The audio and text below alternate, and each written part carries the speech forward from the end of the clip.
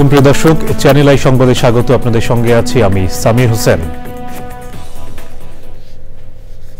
বিস্তারিত সংবাদের শুরুতে জানিয়ে দিচ্ছি ফ্রেশ আটা ময়দা সুজি সংবাদ শিরোনামগুলো। ফ্যাসিবাদ বিদায় নিলেও দোসররা অপতৎপরতা চালাচ্ছে অভিযোগ, অস্থিতিশীলতা সৃষ্টির চেষ্টা চলছে বলে স্বরাষ্ট্র উপদেষ্টার মন্তব্য। ডিসেম্বরে নির্বাচনের সম্ভাবনা বিবেচনায় প্রস্তুতিতে কমিশন, দেশের ইতিহাসে সবচেয়ে সুন্দর নির্বাচন নিয়ে আশাবাদী ইউএনডিপি। 13 বছরেও সাগরণী হত্যা মামলা শেষ করতে না পারা রাষ্ট্রীয় ব্যর্থতা মন্তব্য, পরিবর্তিত পরিস্থিতিতে সুবিচারের আশায় স্বজনরা। নিয়োগ বাতিল হওয়া সহকারী প্রাথমিক শিক্ষকদের শাহবাগে অবস্থান চলছেই, দাবি আদায় পর্যন্ত কর্মসূচি চালিয়ে যাওয়ার ঘোষণা।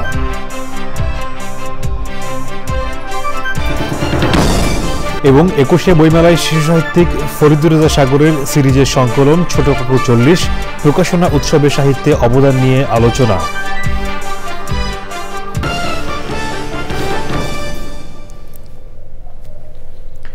সংবাদ শিরোনামগুলো জানাচ্ছিলাম। এখনকার এই সংবাদ আয়োজন একই সঙ্গে চ্যানেল আই এর ইউটিউব চ্যানেলে এবং চ্যানেল আই এর ওটিটি প্ল্যাটফর্ম আই স্ক্রিনে লাইভ স্ট্রিম হচ্ছে।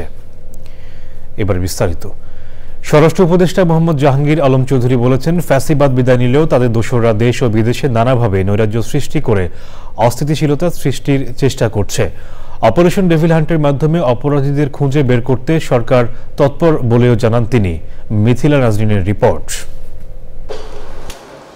মানবাধিকার ও আইন শৃঙ্খলা পরিস্থিতি নিয়ে রাজধানীতে স্বরাষ্ট্র মন্ত্রণালয়ের কর্মশালায় বক্তারা বলেন, ব্যাপকভাবে বিচার ও প্রশাসনের সংস্কার প্রয়োজন। বিচার বহির্ভূত হত্যাকাণ্ড নয়, বরং আইনের আওতায় এনে বিচার করার তাগিদ দেন তারা। প্রচলিত আইনের রাজনৈতিক প্রতিপক্ষকে দমন করতে বিচার বিভাগকে ব্যবহার না করার আহ্বান জানান সংশ্লিষ্টরা। আমরা উচ্চ আদালতকে সরাসরি রাজনৈতিক বক্তব্য দিতে দেখেছি। উচ্চ আদালতের প্রধান বিচারপতিকে ছাত্রলীগের পেটোয়া বাহিনী প্রধানের কাছ থেকে ফুল দিতে দেখেছি, শুভেচ্ছা নিতে দেখেছি। এরকম একটা অদ্ভুত বিষাক্ত সময় আমরা আর কখনো দেখি নাই। সেই সময়ের পরে আমরা যে দায়িত্বটা নিয়েছি এটা অনেক বেশি চ্যালেঞ্জিং। শুধু আইন শৃঙ্খলা বললেই তো আর হবে না, যে আইন শৃঙ্খলা রক্ষাকারী প্রতিষ্ঠানের সংস্কার দরকার, ব্যাপকভাবে দরকার বিচার বিভাগের, ব্যাপকভাবে দরকার প্রশাসনের, সমস্ত সেক্টরে সংস্কারের দরকার, কারণ সমস্ত সেক্টরকে ধ্বংস করে দেওয়া হয়েছে। পুলিশ বাহিনীর ওপর জনগণের আস্থা ফিরিয়ে আনতে বাহিনীকে আরও সতর্কতার সাথে কাজ করার আহ্বান জানান উপদেষ্টারা। বিচার প্রক্রিয়াকে সহজ করতে পুলিশের তথ্যকে আরও নির্ভরযোগ্য করে তোলার তাগিদও দেন তারা।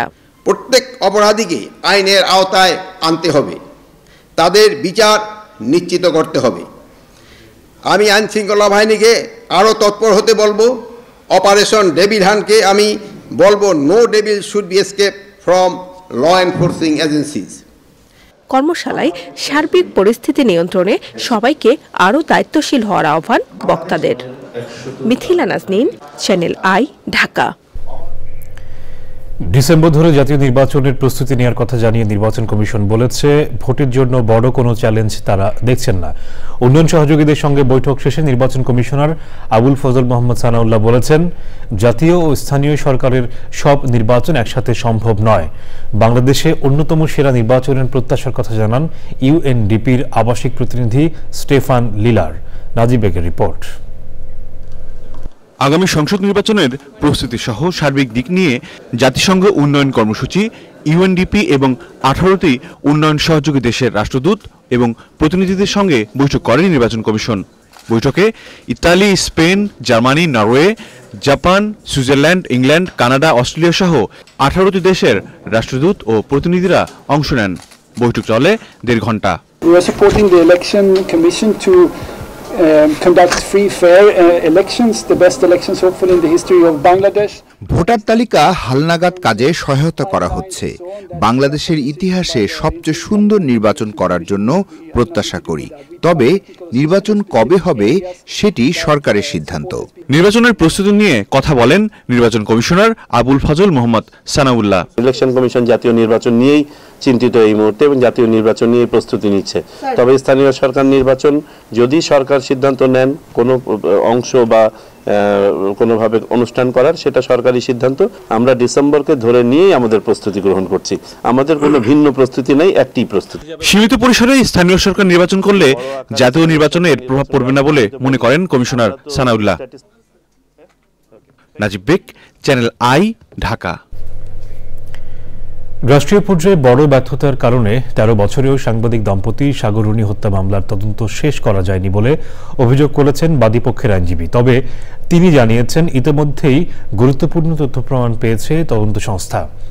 নিহত সাংবাদিক রুনির ভাইয়ের দাবি, পতিত সরকারের সংশ্লিষ্টতার কারণে তদন্ত কাজ এগোয়নি। পরিবর্তিত পরিস্থিতিতে বিচার পাওয়ার আশা করছেন তারা। মাজহারুল হক মান্নার রিপোর্ট। সাংবাদিক দম্পতি সাগর সরোয়ার ও মেহের রুনি হত্যা মামলার তদন্ত শেষ করতে এ পর্যন্ত ১১৬ বার সময় নেওয়া হয়েছে।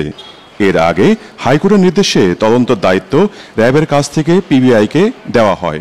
এখন এই হত্যা ঘটনায় ডিএনএ প্রতিবেদন পাওয়া সন্দেহভাজন ২ ব্যক্তিকে খুঁজছে আইনশৃঙ্খলা বাহিনী। এমন পরিস্থিতিতে নিহত সাংবাদিক রুনির ভাই রোমেল ও ছেলে মেঘ হাইকোর্টে আসেন। আগের সরকারের আমরা সবসময় মনে করতাম যে আগের সরকার সংশ্লিষ্ট কেউ বা সরকার স্বয়ং এই হত্যাকাণ্ডের সাথে জড়িত, কারণ যত ধরনের আসলে নাটক হয়েছে, ডিএনএ টেস্ট থেকে শুরু করে আমাদেরকে হয়রানি এবং নানা সময় সরকারের বিভিন্ন মন্ত্রী যেসব কথাবার্তা বলেছেন, স্বয়ং তৎকালীন যে প্রধানমন্ত্রী বলেছেন যে বেডরুমে পাহারা দেওয়ার দায়িত্ব তার না, এই সবগুলো থেকেই আমরা আসলে মনে করি যে তৎকালীন সরকার বা তাদের সংশ্লিষ্ট কেউ এটার সাথে জড়িত। আগে তো কিছু হইতো না, এখন তো দেখতেছি যে ওরা কাজ করতেছে। আশা করা যাচ্ছে যে মানে পজিটিভ কিছু একটা শুনতে পারবো। মামলার সর্বশেষ অবস্থা নিয়ে কথা বলেন বাদীর আইনজীবী। বেশ কিছু ডেভেলপমেন্ট হাতে এসেছে। সময়ের ব্যবধানে হাইকোর্ট বিভাগে এই ডেভেলপমেন্টগুলো নিয়ে একটি তদন্ত রিপোর্ট সাবমিট করা হবে। অতীতে এই মামলাটিকে সঠিকভাবে পরিচালনা করতে দেওয়া হয়নি, এই মর্মেও কিছু তদন্ত রিপোর্টে কিছু তথ্য উপাত্ত এসেছে। ২০১২ সালের ১১ ফেব্রুয়ারি রাজধানীর পশ্চিম রাজারবাজারের ভাড়া বাসায় খুন হন সাংবাদিক দম্পতি সাগর ও রুনি। সে সময় তারা পৃথক দুটি বেসরকারি টেলিভিশন চ্যানেলে কর্মরত ছিলেন। মাজহারুল হক মান্না, চ্যানেল আই, ঢাকা। সরকারি প্রাথমিক বিদ্যালয়ের সহকারী শিক্ষক পদে নিয়োগ বাতিল হওয়া তৃতীয় ধাপের প্রার্থীরা শাহবাগে অবস্থান করছেন। সেখানে আছেন শাকির আদনান। আমরা সরাসরি যাব তার কাছে। আদনান, আন্দোলনের সবশেষ পরিস্থিতি কেমন দেখছেন?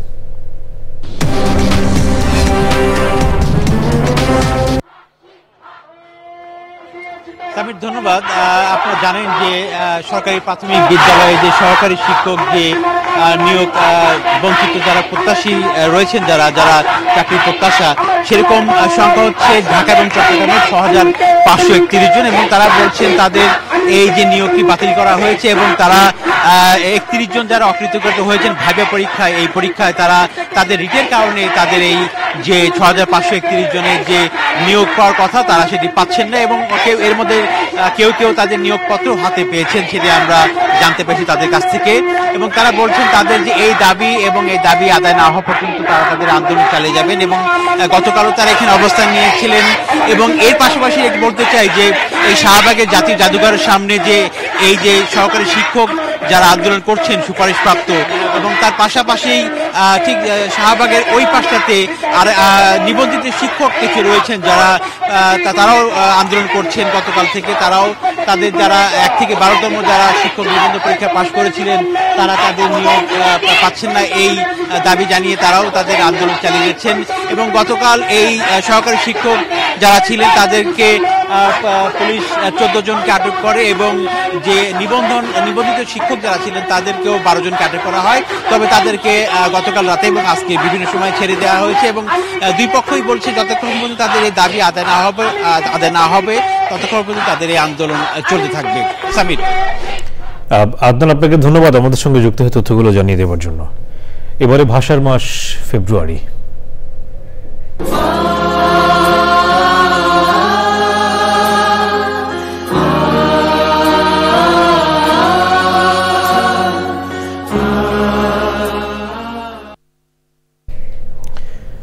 মায়ের ভাষার জন্য ছাত্ররা বুকের রক্ত দেবার পর ১৯৫২ সালের ২৩শে ফেব্রুয়ারি শহীদদের স্মরণে মেডিকেল শিক্ষার্থীরা তৈরি করেছিল স্মৃতিস্তম্ভ। আর কেন্দ্রীয় শহীদ মিনারের ভিত্তিপ্রস্তর স্থাপিত হয় ১৯৫৬ সালের ২১শে ফেব্রুয়ারি। শহীদ মিনারের ইতিহাস নিয়ে ওবায়দুল রশিদের রিপোর্ট। 1952 সালের 21শে ফেব্রুয়ারি বাংলাকে রাষ্ট্রভাষার দাবি জানানোয় শিক্ষার্থীদের গুলি করে হত্যা করে পুলিশ। ভাষা শহীদদের স্মরণে দ্রুতই ঢাকা মেডিকেল কলেজের শিক্ষার্থীরা তাদের হোস্টেল প্রাঙ্গণে স্মৃতিস্তম্ভ তৈরি করেন, যার উচ্চতা ছিল 10 ফুট আর প্রস্থে ছিল 6 ফুট। এটিই ছিল প্রথম শহীদ মিনার। 26শে ফেব্রুয়ারি সকাল 10টার দিকে দৈনিক আজাদ পত্রিকার সম্পাদক আবুল কালাম শামসুদ্দিন শহীদ মিনারটি উদ্বোধন করেন। যেদিন ভাষা শহীদদের স্মরণে প্রথম শহীদ মিনার উদ্বোধন করা হয়, সেদিনই পাকিস্তানের পুলিশ ও সেনাবাহিনী ঢাকা মেডিকেল ছাত্র হোস্টেল ঘিরে ফেলে এবং শহীদ মিনার ভেঙে দেয়। এ নিয়ে পত্রিকায় যে সংবাদ প্রকাশিত হয়েছিল সেখানে বলা হয়, শুধু শহীদ মিনার ভেঙে ফেলায় নয়, প্রায় 30 জন শিক্ষার্থীকে গ্রেফতারও করা হয়েছে। পরবর্তীতে ঢাকা কলেজেও একটি শহীদ মিনার নির্মাণ করা হলে পাকিস্তান সরকার তা ভেঙে ফেলে।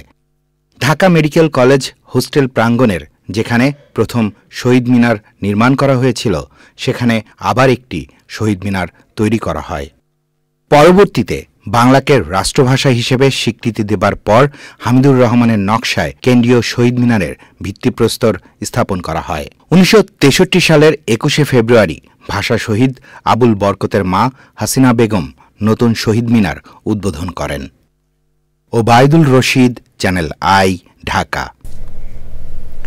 এবারে অন্যান্য সংবাদ। দুই পাশে পাহাড়ের মাছ দিয়ে বয়ে চলা মাতামুহুরী নদী পর্যটনের আরেক আকর্ষণ, সেই সাথে বৈচিত্র্যময় পাহাড়ি মানুষের জীবনাচার দেখার সুযোগ। সব মিলিয়ে লামার এমন প্রাকৃতিক সৌন্দর্য যেন কোনোভাবেই ক্ষতিগ্রস্ত না হয় সেদিকে লক্ষ্য রাখতে উদ্যোক্তাদের প্রতি আহ্বান জানিয়েছে পর্যটন সংগঠন ও স্থানীয় প্রশাসন। লামা ভ্রমণের দ্বিতীয় শেষ পর্ব নিয়ে রিপোর্ট করছেন মাজহারুল হক মান্না। চাঁদের গাড়িতে পাহাড়ি আঁকাবাঁকা পথে এগিয়ে চলা, পরবর্তী গন্তব্য মাতামুহুরী নদী। লামার বাজার ঘেঁষে বয়ে গেছে পাহাড়ি কন্যা স্রোতস্বিনী মাতামুহুরী।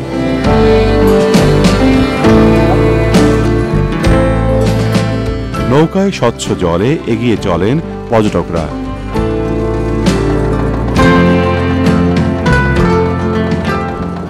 নদীর বাঁকে বাঁকে প্রকৃতির অপার সৌন্দর্য, পাড়ে দেখা মেলে নানা রঙের রিসোর্ট।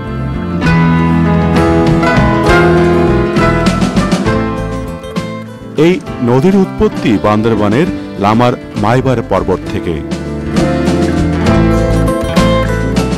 প্রকৃতিকে ঠিক রেখে লামার সম্ভাবনাময় পর্যটন শিল্প যেন গড়ে ওঠে এক আলোচনায় সে কথা জানালো পর্যটন সংগঠন ও স্থানীয় প্রশাসন।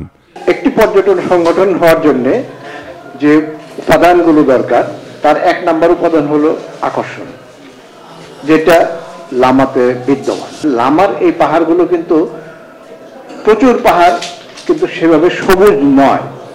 এখানে বনায়নের মাধ্যমে সবুজ করা যেতে পারে। লামা জায়গাটা ভৌগোলিকভাবে এমন একটা অবস্থানে যেখানে কমিউনিকেশন ভালো, যেখান থেকে খুব কাছে কক্সবাজার, এবং চাইলে আলীকদম গাইডদের মাধ্যমে ঘুরে আসা যায়। আবার লামার নিজস্ব যে সম্ভাবনা সেটা অপার।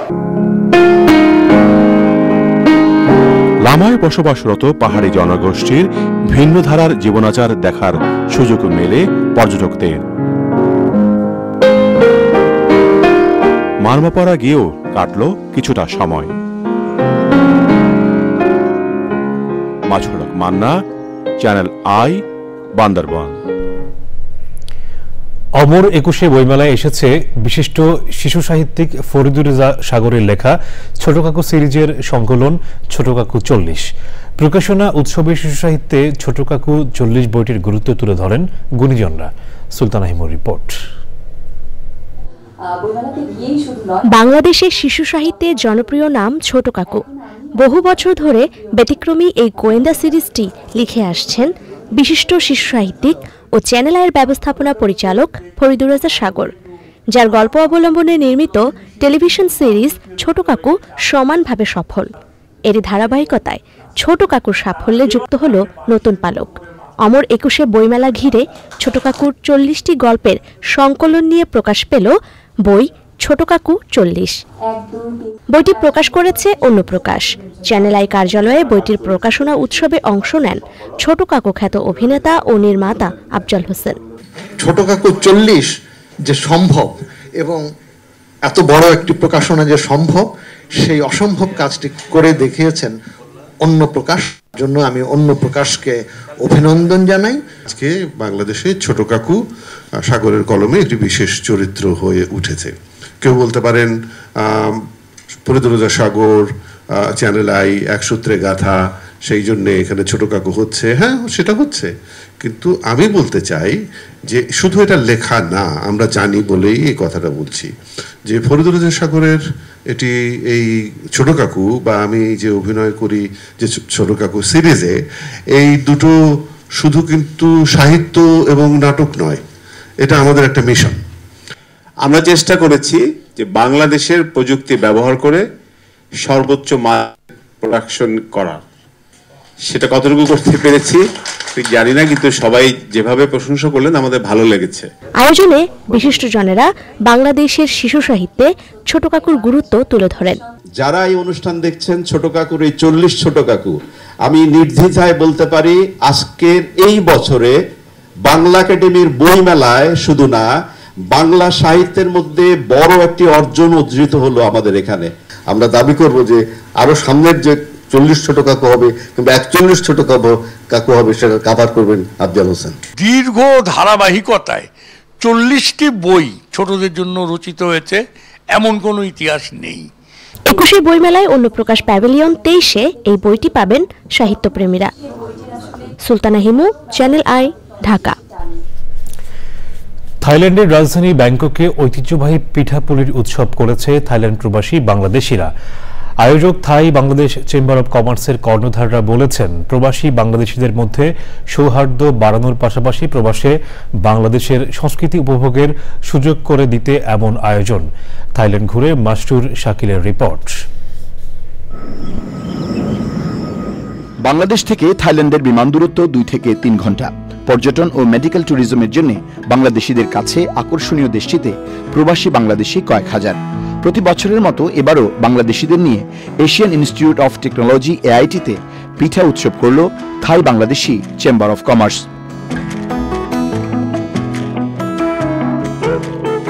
এআইটিতে করলে একটু গ্র্যান্ড ভাবে করা যায়, বলা যায় এটা গ্র্যান্ড পিঠা অনুষ্ঠান। তো এই জন্যই খুব বড় করে বড় পরিসরে উদ্দেশ্য হলো ফান গ্যাদারিং, সবার সাথে দেখা সাক্ষাৎ, জানাশোনা।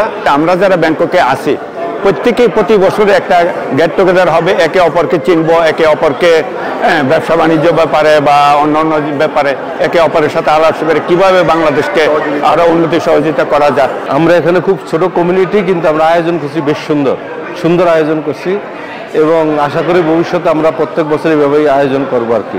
বিভিন্ন শ্রেণীর পেশাজীবী লোকজন এখানে আছেন, বাট তার মধ্যেও তাদের মধ্যে যে মিথস্ক্রিয়া বা যে আন্ত সম্পর্ক রয়েছে, এটা সত্যিকারের অত্যন্ত প্রশংসনীয়। পিঠা উৎসবে বাংলাদেশের ঐতিহ্যবাহী নানা ধরনের পিঠা পুলি পরিবেশন করা হয়।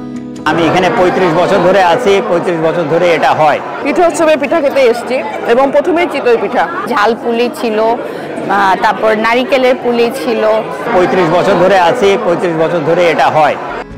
আয়োজকরা মনে করেন বাংলাদেশিরা নানা কারণে সাদা হাতির দেশ থাইল্যান্ডে প্রবাসী হলেও তাদের হৃদয়ে যে সবসময় লাল সবুজের স্বদেশ, তারই প্রমাণ উৎসবমুখর পিঠা উৎসব। Masrur Shakil, channel I, Bangkok, Thailand. সংবাদের রিপোর্ট জানিয়েছি বিরতির পর আবারও আমন্ত্রণ। নারায়ণগঞ্জ শহরের টানবাজার এলাকায় একটি ফ্ল্যাট থেকে উৎপল রায় নামের এক ব্যক্তির মরদেহ উদ্ধার করেছে পুলিশ। টানবাজারের শাহপাড়ায় একটি 7তলা ভবনের 4র্থ তলা থেকে তার মরদেহ উদ্ধার করা হয়। ঘটনার পর থেকে পলাতক রয়েছেন ওই বাড়ির নিরাপত্তা প্রহরী ও ফ্ল্যাটের গৃহকর্মী। 62 বছর বয়সী উৎপল রায় একটি বেসরকারি কারখানার অবসরপ্রাপ্ত ম্যানেজার ছিলেন। তার ছেলে ডাক্তার উজ্জ্বল রায় বেসরকারি উন্নয়ন সংস্থা সেভ দ্য চিলড্রেনের একটি প্রকল্পের পরিচালক হিসেবে কর্মরত। পুলিশ এবং ওই বাড়ির লোকজন জানান, সোমবার সন্ধ্যায় ফ্ল্যাটে একাই ছিলেন উৎপল রায়। রাত ৯টায় ওই ফ্ল্যাট থেকে গৃহকর্মীকে বাইরে বেরিয়ে যেতে দেখা যায়। নিহতের ছেলে উজ্জ্বল রায় বাড়ি ফিরে দরজা ভেঙে নিহতের ভেতরে গিয়ে তার বাবার রক্তাক্ত মরদেহ মেঝেতে পড়ে থাকতে দেখে পুলিশে খবর দেন। মরদেহের গলায় আঘাতের চিহ্ন ছিল। পুলিশ ময়নাতদন্তের জন্য মরদেহ নারায়ণগঞ্জ সদর জেনারেল হাসপাতালে পাঠায়। নারায়ণগঞ্জ সদর মডেল থানার পরিদর্শক জামাল উদ্দিন জানান, দুষ্কৃতকারীরা ওই ফ্ল্যাটের আলমারি ভেঙে 10 ভরি স্বর্ণের অলংকার ও টাকা নিয়ে গেছে। পুলিশের ধারণা ডাকাতির উদ্দেশ্যে পরিকল্পিতভাবে ওই এনজিও কর্মকর্তাকে হত্যা করা হয়েছে। নোয়াখালী সদর উপজেলার চর মটুয়া ইউনিয়নের ট্রাক চাপায় বাইসাইকেলে থাকা 2 শিশু শিক্ষার্থী নিহত হয়েছে। সকাল 8:30টার দিকে বাইজদি চরমটুয়া সড়কের বৈকুণ্ঠপুর গ্রামে এই দুর্ঘটনা ঘটে। নিহতরা হচ্ছেন চরমটুয়া ইউনিয়নের বৈকুণ্ঠপুর গ্রামের সাদ্দাম হোসেনের 8 বছরের ছেলে আরাফাত হোসেন ও ফরিদাবাদ গ্রামের আবুল কালামের 8 বছরের মেয়ে আসমা আক্তার। তারা দুজনেই বৈকুণ্ঠপুর ফরিদাবাদ কোয়ালিটি এডুকেশন স্কুলের 2য় শ্রেণীর শিক্ষার্থী। স্থানীয়রা জানিয়েছেন, আবুল কালাম সাইকেলটি নিয়ে সড়কে উঠলে মাইজদি থেকে আসা দ্রুতগতির একটি মালবাহী ট্রাক তাদের সামনে থেকে চাপা দেয়। এতে সাইকেলটি আরাফাত ও আসমা ঘটনাস্থলে নিহত হয়। গুরুতর আহত অবস্থায় আবুল কালামকে নোয়াখালী জেনারেল হাসপাতালে ভর্তি করা হয়েছে। ঘটনার পর চালক পালিয়ে যায়। এবারে নিটল টাটা কৃষি সংবাদ।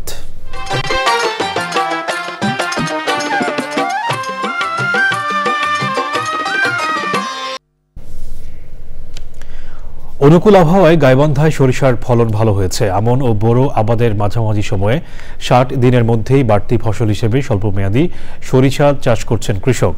এতে ভোজ্য তেলের ঘাটতি পূরণের পাশাপাশি আর্থিকভাবেও লাভবান হচ্ছেন তারা। গাইবান্ধা প্রতিনিধি ফারুক হোসেনের পাঠানো তথ্য ও ভিডিও চিত্রে আল বুকসিদের রিপোর্ট। গাইবান্ধায় চলতি মৌসুমে বাড়ি 14, 15, 17 ও 18 এবং বিনা 4, 5, 9 জাতের সরিষা চাষ করা হয়েছে। অনুকূল আবহাওয়ায় সরিষার ফলন বেশ ভালো হয়েছে।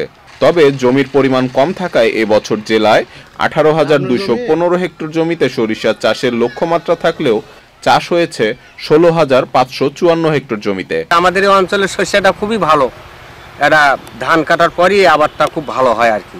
আবহাওয়া মোটামুটি ভালো আছে, সরিষার ফসলও ভালো হয়েছে, আর সরিষা এবার বাজারও ইনশাআল্লাহ ভালো থাকবে। সরিষা চাষে খরচ কম হওয়ায় একে লাভজনক ফসল বলছেন কৃষক। সরিষা চাষের মাধ্যমে যে সারগুলো আমরা দিই, এটা মাটিটা আমি মনে করি এটা উর্বর হয়ে থাকে, তৈরি হয়ে থাকে অর্ধেক।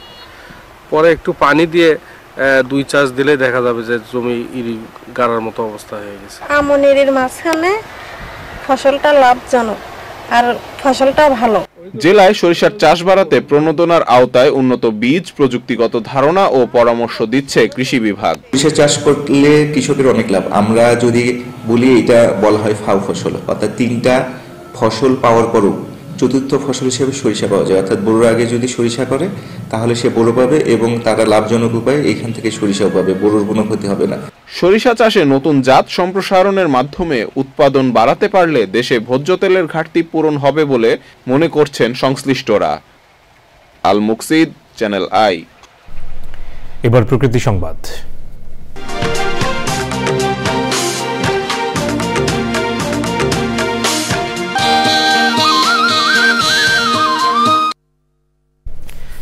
তারুণ্যের শক্তি, উদ্যম এবং উদ্যোগী চেতনাকে কাজে লাগিয়ে পরিবেশ বান্ধব টেকসই দেশ বিনির্মাণে শরীয়তপুরে চলছে সপ্তাহব্যাপী ব্যতিক্রমী উদ্যোক্তা মেলা।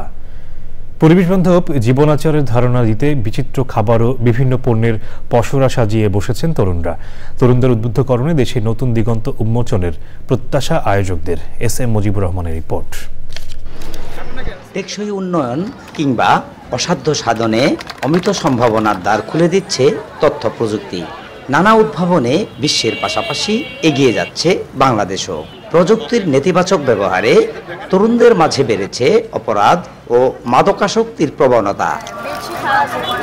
তরুণ প্রজন্মকে জনশক্তিতে পরিণত করতে শরীয়তপুরের জেলা শিল্পকলা একাডেমিতে উদ্যোক্তা মেলার অবতারণা। 30টি স্টলে বাহারি খাবারের পাশাপাশি মিলছে হস্তশিল্প, মাটির তৈজসপত্র সহ পরিবেশ বান্ধব বিভিন্ন পণ্য।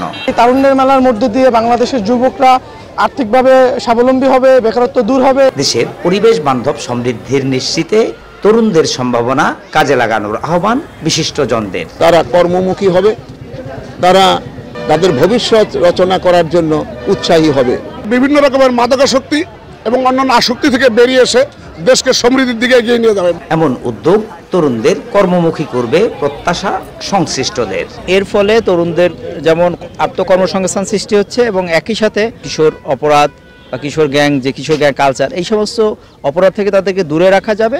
এখানকার যুব সমাজ যারা রয়েছে তারা যদি উদ্যোক্তা হওয়ার প্রচেষ্টায় থাকে, তারা কিন্তু নিজেদের আত্মকর্মসংস্থান যেমন তারা নিশ্চিত করতে পারে, তেমনি একই সাথে তাদের প্রতিষ্ঠানগুলোতে কিন্তু অন্যদেরও কর্মসংস্থানের ব্যবস্থা করে দিতে পারে। টেকসই আর্থসামাজিক উন্নয়ন নিশ্চিতে তরুণ ও যুবাদের স্বপ্ন পূরণে অনুপ্রেরণা ও উদ্যোগী হওয়ার তাগিদ সচেতন মহলের। SM. Mujibur Rahman, channel I, Shariatpur. এবারে খেলার খবর।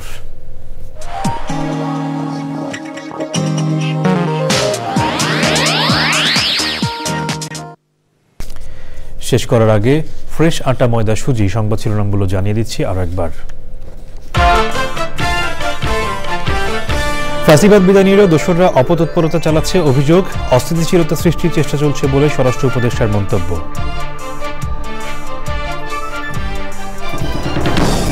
ডিসেম্বরে নির্বাচনের সম্ভাবনা বিবেচনায় প্রস্তুতিতে কমিশন, দেশের ইতিহাসে সবচেয়ে সুন্দর নির্বাচন নিয়ে আশাবাদী ইউএনডিপি।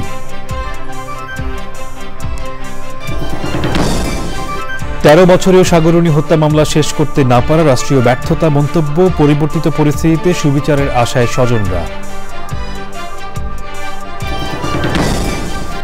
নিয়োগ বাতিল হওয়া সহকারী প্রাথমিক শিক্ষকদের শাহবাগে অবস্থান চলছেই, দাবি আদায় পর্যন্ত কর্মসূচি চালিয়ে যাওয়ার ঘোষণা।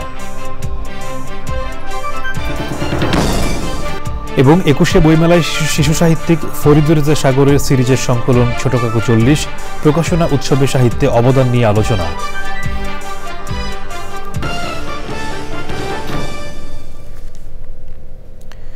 দর্শক, চ্যানেল আই এর সর্বশেষ সংবাদ জানতে ভিজিট করুন channelionline.com-এ।